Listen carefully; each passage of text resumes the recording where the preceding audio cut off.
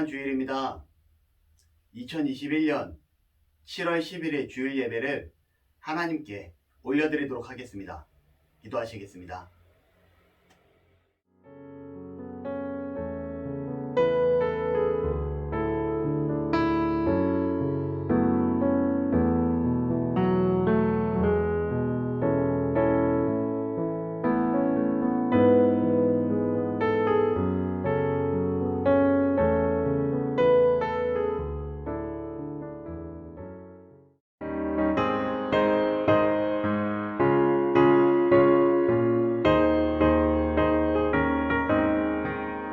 주의 진리 위에 십자가 금기 하늘 높이 들고서 주의 군사 되어 용맹스럽게 찬송하며 나가세 나가세 나가세 주 예수만을 위하여 목숨까지도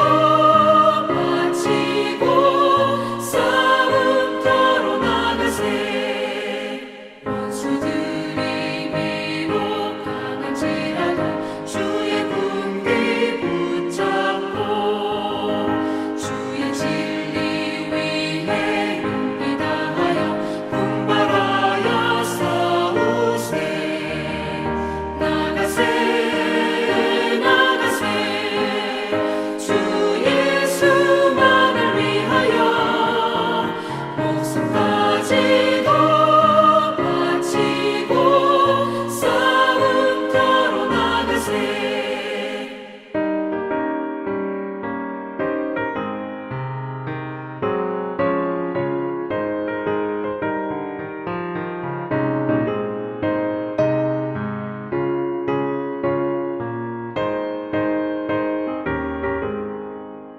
산과들과 바다 가는 곳마다 주의 군기 날리며 한낮고도 기쁜 승리의 소식 온 세상에 전하세 나가세 나가세 주 예수만을 위하여 목숨까지도 바치고 싸움터로 나가세 원수들은 이미 예수의 손에 하나 없이 패하고 주의 군기만이 영광스럽게 온 누리에 날리네 나가세 나가세 주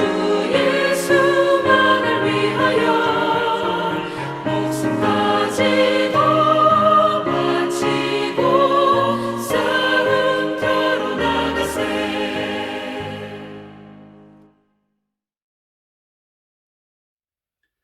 사도신경으로 우리의 신앙을 하나님께 고백하도록 하겠습니다. 나는 전능하신 아버지 하나님 천지의 창조주를 믿습니다. 나는 그의 유일하신 아들 우리 주 예수 그리스도를 믿습니다. 그는 성령으로 잉태되어 동정녀 마리아에게서 나시고 본디오 빌라도에게 고난을 받아 십자가에 못 박혀 죽으시고 장사된 지 사흘 만에 죽은 자 가운데서 다시 살아나셨으며 하늘에 오르시어 전능하신 아버지 하나님 우편에 앉아 계시다가 거기로부터 살아있는 자와 죽은 자를 심판하러 오십니다. 나는 성령을 믿으며 거룩한 공교회와 성도의 교제와 죄를 용서받는 것과 몸의 부활과 영생을 믿습니다. 아멘. 기도하시겠습니다. 할렐루야. 사랑의 하나님 참으로 감사합니다. 거룩한 주일 하나님 앞에 나와 예배하기 위하여 모였습니다. 하나님, 우리의 예배를 받아주시기를 소원합니다. 코로나19 바이러스로 인하여 거리 제한주기 4단계가 내일부터 시행되고 이로 인하여 나눔교회는 오늘부터 온라인 예배로 각 가정에서 예배하기를 소원합니다.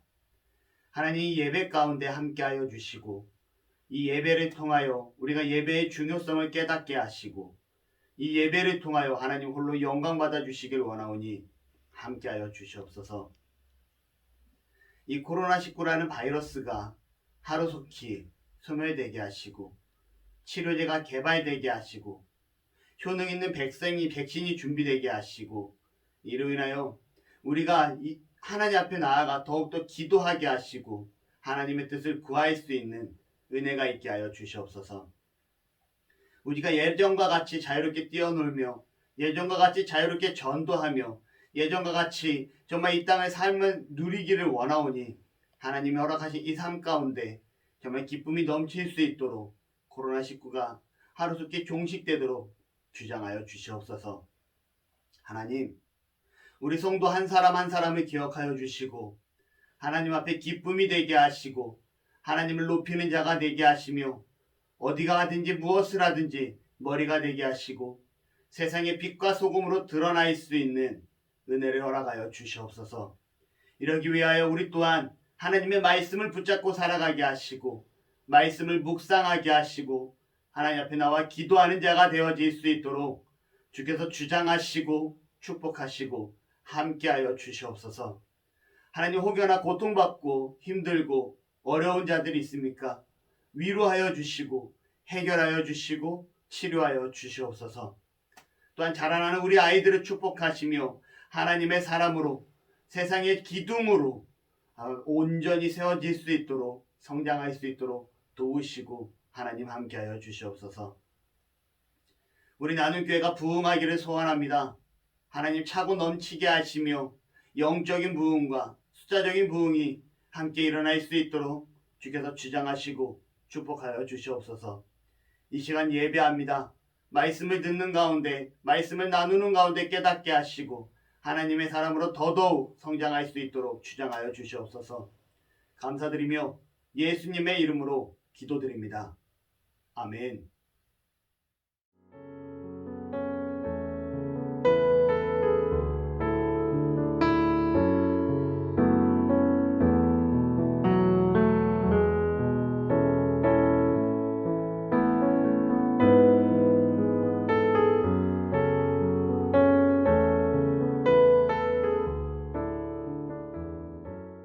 말씀 보도록 하겠습니다. 말씀은 구약성경 사사기 3장 11절에서 15절 말씀입니다.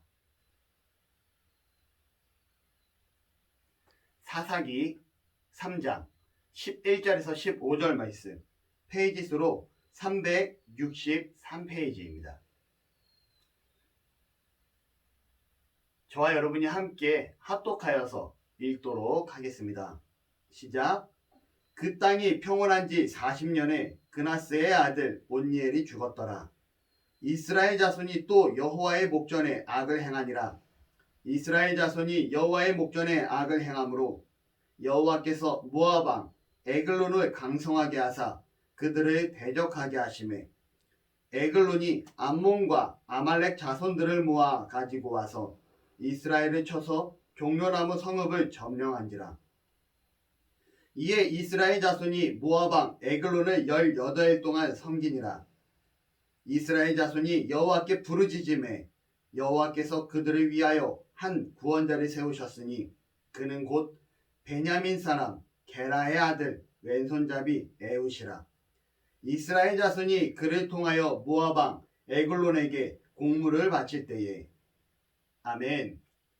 오늘도 여전히 지난주에 이어서 사사기의 말씀을 함께 나누고자 합니다. 지난주에 온니엘에 대해서 온니엘에 대해서 말씀을 나누었음을 기억하실 줄은 믿습니다. 온니엘은요, 갈렙의 사위이기도 했고요. 갈렙이 요구한 산지를 점령하여 그의 딸을 아내로 맞이한 용사이기도 했습니다. 하나님께서 이스라엘이 정말 고통 가운데 부르짖을 때 온니엘을 선택하여 주셨고 온니엘을 통하여 이스라엘을 구원하는 역사를 성경을 통해서 볼 수가 있었습니다. 하지만 중요한 것은 여기서 우리가 말씀을 드렸는데 우리에게는 자유의지가 있고 하나님께서 이것을 사용하셔서 하나님이 원하시는 방향으로 섭리하십니다 라고 말씀을 드렸습니다. 저와 여러분이 정말 하나님이 원하시는 그 뜻대로 살아갈 수 있는 은혜가 있기를 바랍니다. 나에게 주어진 이 자유의지를 가지고 이 땅을 바르게 살아가시고 바르게 살아감을 통해 바르게 쓰임받을 수 있는 도구가 될 수 있는 하나님의 섭리에 정말 구원 사역을 이루어가는데 정말 온전히 쓰임받을 수 있는 저와 온니엘과 같은 여러분이 되시기를 바랍니다. 아멘. 오늘 말씀 제목은 부족한 자를 들어쓰시는 하나님이라는 제목으로 말씀을 나누고자 합니다. 이스라엘 자손들이 온니엘의 지도 아래 40년 동안 평온한 생활을 지내게 됩니다. 그리고 이 평온한 시기가 지나고 바로 다음 세대가 나타나게 되죠. 그런데 문제가 발생됩니다. 어떠한 문제가 발생되냐? 12절에 보니까 이스라엘 자손이 또 여호와의 목전에 악을 행하니라 라고 기록하고 있어요. 여러분 무엇입니까? 온니엘의 세대에 정말 하나님의 말씀을 깨닫고 함께 하신 하나님을 느끼고 40년 동안 평온한 생활을 지냈다라고 하면 그들의 자손들에게 하나님의 말씀을 전수해야 되고 너희가 하나님을 떠나면 이러한 고통 가운데 살게 될 것이다 라는 것을 가르쳐 줬어야 함에도 불구하고 그들이 자손들에게 하나님의 말씀을 전수하지 않았다라는 겁니다. 그리고 결국 어떻게 됩니까? 오늘 말씀처럼 12절에 그들이 하나님을 떠났다라고 기록을 하고 있다라는 거죠. 여러분, 다음 세대가 등장하자 다시금 죄가 반복되는 모습을 보여주고 있습니다. 우리도 이러지 않나 싶어요. 하나님 앞에 살아가면서 정말 죄를 짓고 나서 회개하는 가운데 하나님이 나의 죄를 용서하시고 다시금 회복시키면 또 그 안에서 잠시 머물다가 또 죄 가운데로 빠져드는 우리의 모습이 있지 않은지 한번 점검해 볼 필요가 있지 않은가 생각을 해보게 됩니다. 어찌됐건 문제는 다음 세대가 12절에 여호와의 목전에 악을 행하니라 라고 기록을 하고 있고요. 그래서 하나님께서는요 어떻게 행하냐? 여호와께서 모압 왕 에글론을 강성하게 하사 그들을 대적하게 하시매 라고 기록합니다. 모압 왕을 통하여 다시금 이스라엘을 고통 가운데 하나님의 진노를 드러내고 있음을 성경을 볼 수가 있습니다. 여러분 모압 왕은요 당시 에글론이었고요. 그가 얼마나 세력이 강성했는지 암몬과 아말렉까지 그의 휘하에 두고 그 이스라엘을 점령하는데 이스라엘을 대적하는데 힘을 쏟았다라고 성경은 기록합니다.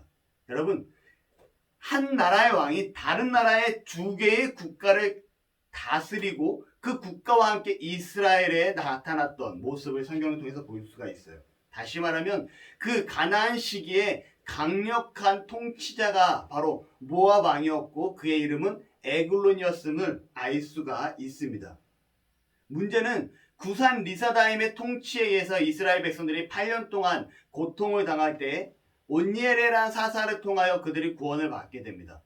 하지만 이제는 8년이 아니에요. 이제는 몇 년이냐? 18년이라는 더 많은 기간을 그들의 모압 왕 에글론의 정말 통치 아래서 고통받는 이스라엘 백성들의 모습을 보게 됩니다. 여러분 왜 그렇습니까? 바로 하나님 앞에 불순종하자 나타났던 결과였다라는 거죠. 그렇게 되자 그들이 어떻게 됩니까? 다시금 이스라엘 백성들이 15절에 이렇게 기록합니다. 이스라엘 자손이 여호와께 부르짖음에 여호와께서 그들을 위하여 한 구원자를 세우셨으니. 여러분 뭐라 합니까?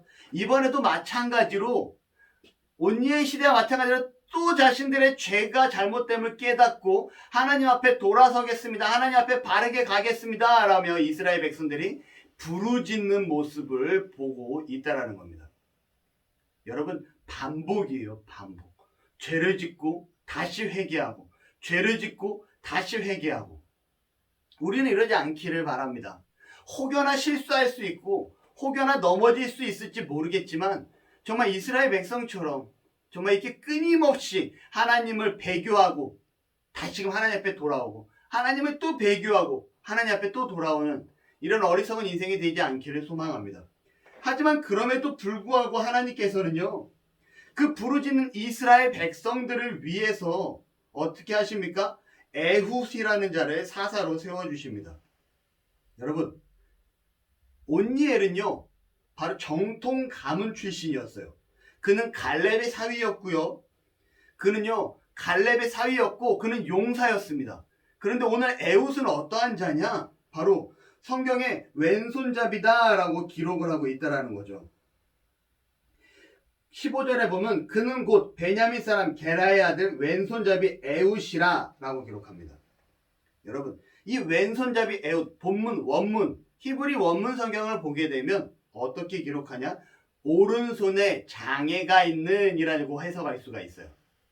무슨 말입니까? 온전치 않은 한 손에 문제가 있는 자가 사사가 되었다라는 거예요. 그것도 민족의 지도자로서 역할을 감당하게 되었다라는 거죠. 여러분 여기에 보면 더 재밌는 말은 뭐냐면 그는 곧 15절에 베냐민 사람 게라의 아들이다 라고 기록합니다. 베냐민 사람, 다시 말하면 에훗은 베냐민족 지파예요.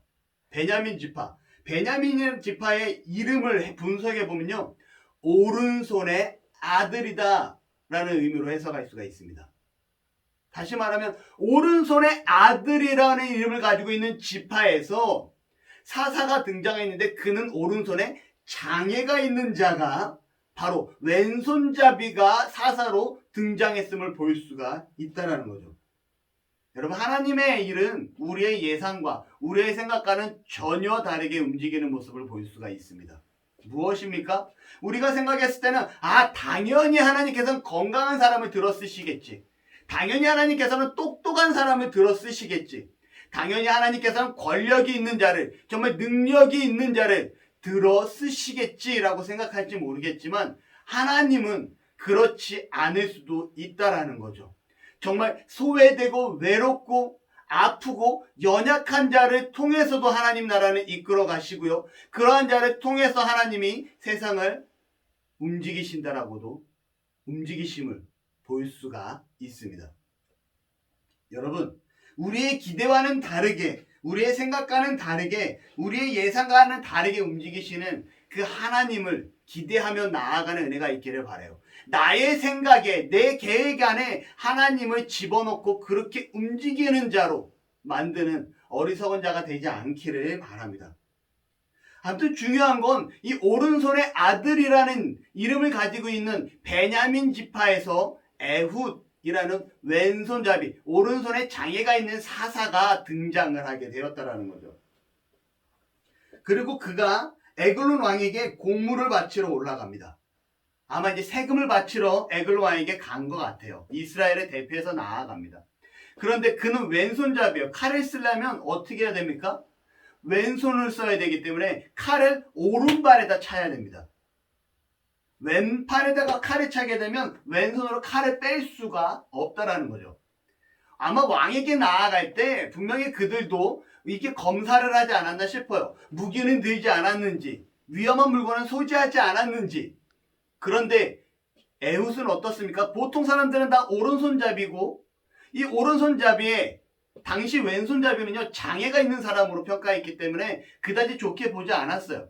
그래서 대부분 다 오른손잡이입니다. 우리나라도 이제 옛날에는 왼손잡이를 어떻게든 오른손잡이로 쓰게 하려고 하긴 했었는데 지금은 그렇지 않죠. 아무튼 대부분 다 칼을 어디에 차냐? 왼발에 찹니다. 왼발에 차고 칼을 들어 올리죠. 그런데 오늘 에훗은 어디에 찹니까? 오른발에 차게 됩니다.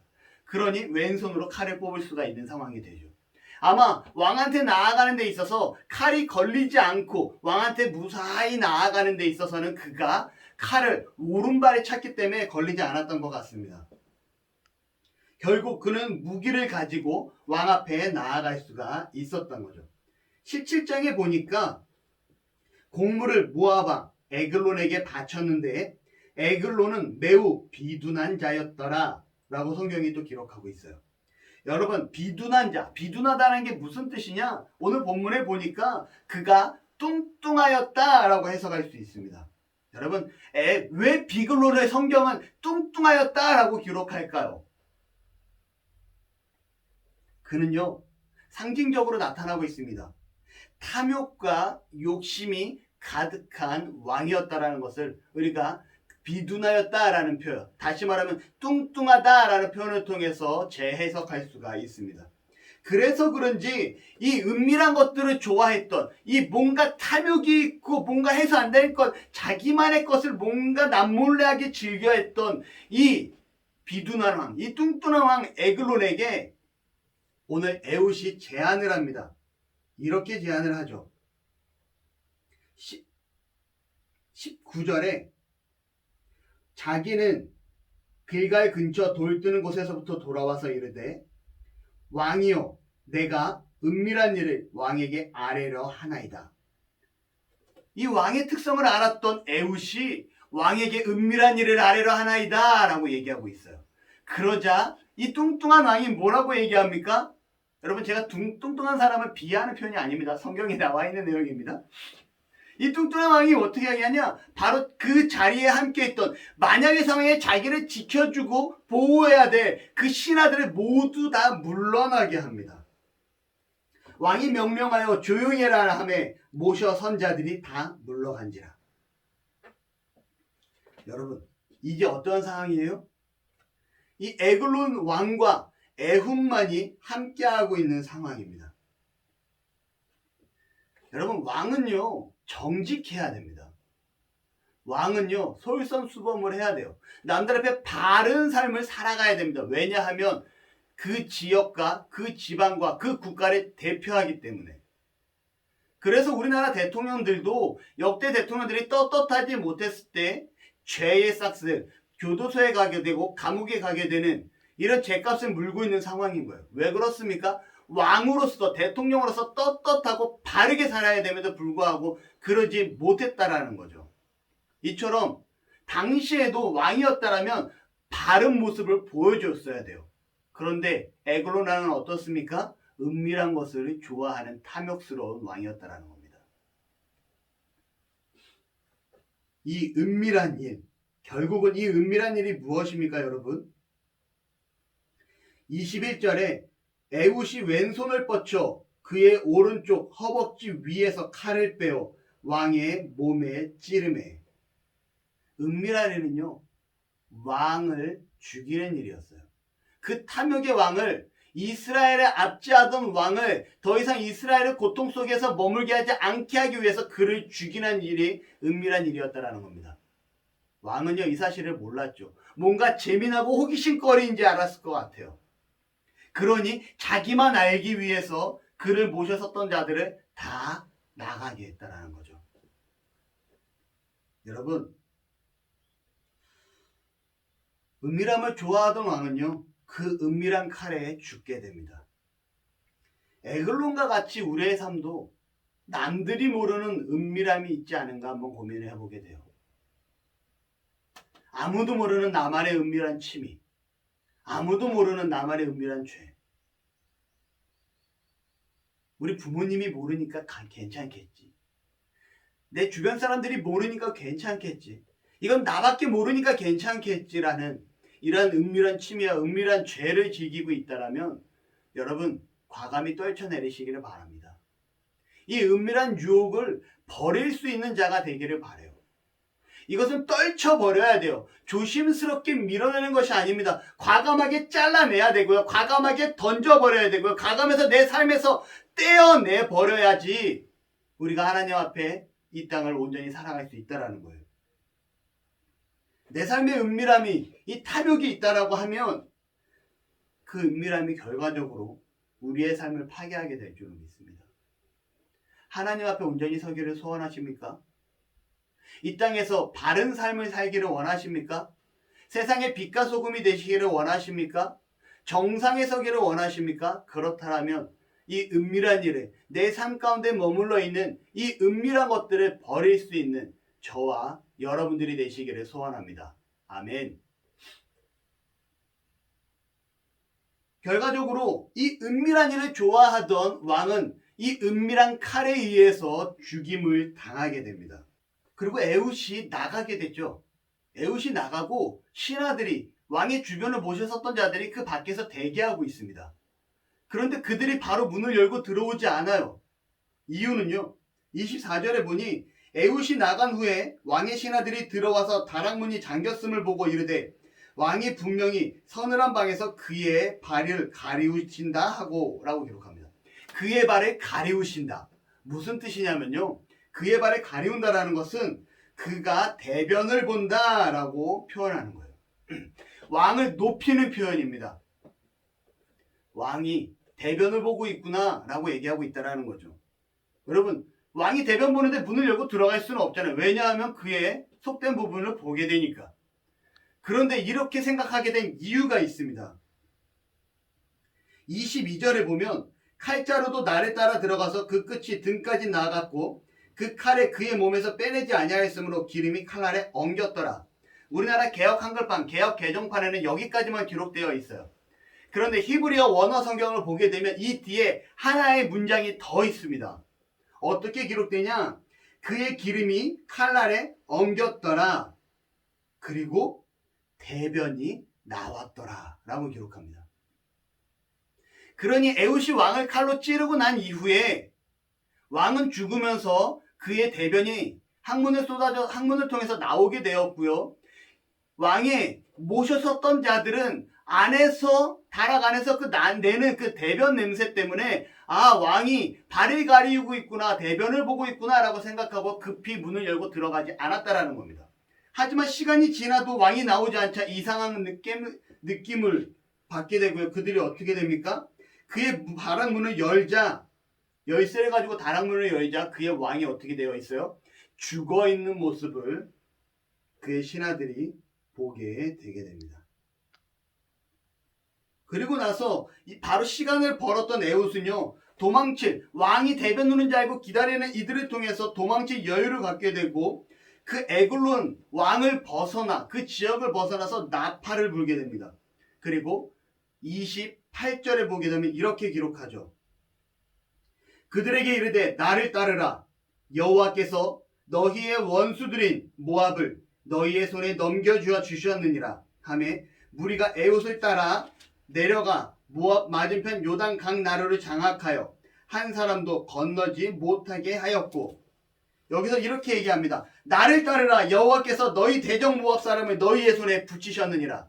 이스라엘 백성에게 나와 함께하면 우리 하나님 여호와께서 모압을 너희의 손에, 우리 이스라엘에게 붙이실 것이다. 우리가 전쟁에서 승리하실 것이다 라고 얘기하게 됩니다. 여러분, 무엇입니까? 왼손잡이였지만 그는 전쟁에 능한 자가 아니었어요. 그는 장애를 가지고 있는 자였습니다. 그는 부족한 자였다라는 거죠. 그런 그가 하나님의 도우심 가운데 하나님 앞에 쓰임을 받자 그가 어떻게 됩니까? 전쟁의 용사로서 전쟁에서 싸울 수 있게 되고요. 그와 함께 누가 함께 싸우십니까? 하나님이 함께 싸우시는 모습을 보게 되었다라는 겁니다. 여러분, 내가 부족합니까? 내가 연약합니까? 내가 좀 나약한 모습이 있습니까? 하나님을 의지하시는 은혜가 있기를 바랍니다. 하나님이 함께 하실 때 반드시 승리하는 인생이 될 줄로 믿습니다. 그 결과 29절에 그때 모압 사람이 약 10,000명을 죽였으니 모두 장사요 모두 용사라. 한 사람도 도망하지 못하였더라. 10,000명 이상 되는 사람이 이스라엘의 손에 의해서, 하나님이 함께 하심을 통하여 죽임을 당하는 사건이 발생되게 됩니다. 그들의 장수고 그들의 용사들이 이 죽임을 당하자 모압 사람들이 몰려와서 요청하기 시작합니다. 모압이 이스라엘 수하에 굴복함에 하나님이 함께하자 정말 그 지역을 통솔했던 이 에글론 왕이 죽게 되고요. 그 모압 왕이 이제 18년 동안 다스리던 이스라엘을 찾아와서 그들 앞에 굴복하는 모습을 보게 됩니다. 그리고 몇 년 동안 태평하였느냐? 80년 동안 평온하였다라고 성경은 기록하고 있다는 거죠. 여러분, 에훗은요 완벽한 자가 아니었습니다. 그는요 오른손의 아들이라는 이름을 가진 베냐민 지파의 소속이었고요. 그럼에도 불구하고 그는 오른손을 자유롭게 쏠 수 없는 왼손잡이였다라는 겁니다. 다시 말하면 부족한 자였다라는 거죠. 그런 그를 누가 들어 쓰십니까? 하나님께서 들어 쓰시고요. 사용하시는 모습을 오늘 성경을 통해서 보게 됩니다. 나의 부족함 또한 하나님 앞에 내어 맡길 때 하나님께서 들어 사용하시는 정말 하나님의 사람이 되어지는, 하나님의 은혜 가운데 살아갈 수 있는 저와 여러분이 되시기를 믿습니다. 그렇기 위해서는 여러분 어떻게 해야 될까요? 나의 삶에 에글론과 같이 은밀한 일을 좋아하는 자가 되지 않기를 바랍니다. 나에게 은밀한 즐거움이 있고 은밀한 탐욕이 있고 은밀한 제약이 있다면 이 유혹을 떨쳐내어 버리는, 그리고 은혜 가운데 머물 수 있는, 하나님의 사랑 가운데 머물 수 있는 저와 여러분이 되시기를 소망합니다. 기도하시겠습니다. 할렐루야. 사랑의 하나님, 참으로 감사합니다. 귀하고 복된 날, 정말 에훗 사사를 통하여 말씀을 듣습니다. 그는 왼손잡이 사사로 부족한 자였지만 하나님이 들었을 때 그가 이스라엘을 위하여 일하는 사사가 되었으며, 이스라엘이 이를 통하여 80년 동안 평온케 되는 내용을 말씀을 통해 보게 됩니다. 더욱이 은밀함을 즐겼던 에글론 왕을 보며 우리가 더 이상 은밀한 가운데 머물지 않게 하시고, 혹여나 우리 가운데 은밀함이 있다면 제하여 버릴 수 있는, 떨쳐 버릴 수 있는 은혜를 허락하여 주시옵소서. 떨쳐 버릴 수 있는 강한 의지와 마음을 허락하시고, 하나님이 기뻐하시는 그 삶 가운데 온전히 머물며 하나님의 사랑 안에 머물 수 있는, 하나님의 섭리 가운데 온전히 귀함 가운데 사용되어질 수 있는 도구가 되도록 주장하시고 함께하여 주시옵소서. 감사합니다. 사랑합니다. 예수님의 이름으로 기도드립니다. 아멘.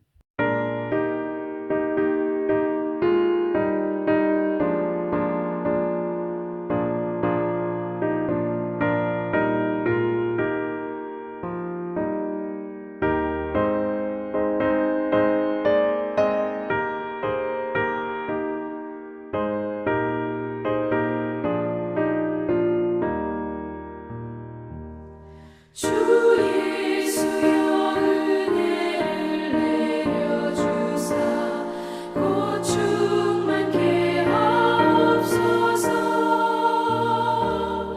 이 줄이고 목마른 나의 맘에 주 성령을 부으소서. 주 예수여 충만한 내 영혼에 부으소서. 주 예수만 나의 힘 되고 내 만족함 됩니다. 주 예수여 죄에서 풀어주사 날 정결케 하옵소서. 이 세상의 유혹이 나의 맘을 든 못하게 하옵소서. 주 예수여 충만한 은혜 내 영혼에 부으소서. 주 예수만